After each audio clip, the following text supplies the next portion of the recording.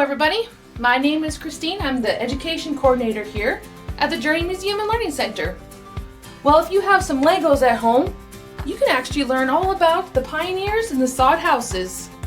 So you see, when the pioneers came out west, there weren't trees to make log houses. So they ended up making a sod house. So here's an example of a sod house right here. You can see some grass on the roof. Here's another example of a sod house. So if you're wondering, what is a sod house?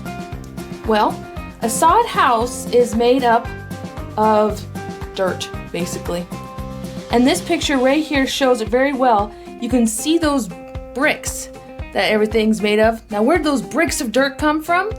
Well, interesting enough, when we learn about prairie grasses, if you go out to a prairie, you're going to see this, just what it looks like normal grasses.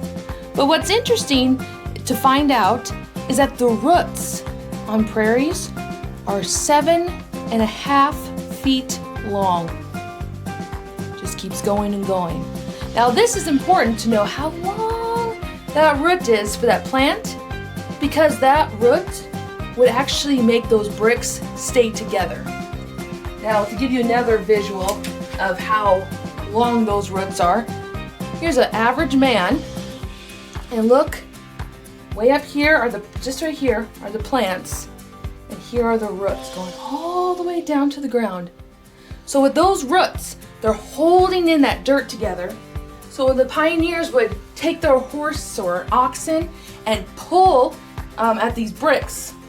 So what I mean is, let's pretend that this is your prairie right here where my hand is. So what they would do is they would cut out these bricks of sod, and that horse or the oxen would help the person pull the brick away, and you would hear this great big ripping sound from all those roots. Well, the thing is, they would take this brick of sod, and as they had their sod house and building it, they would actually flip it over and build it that way.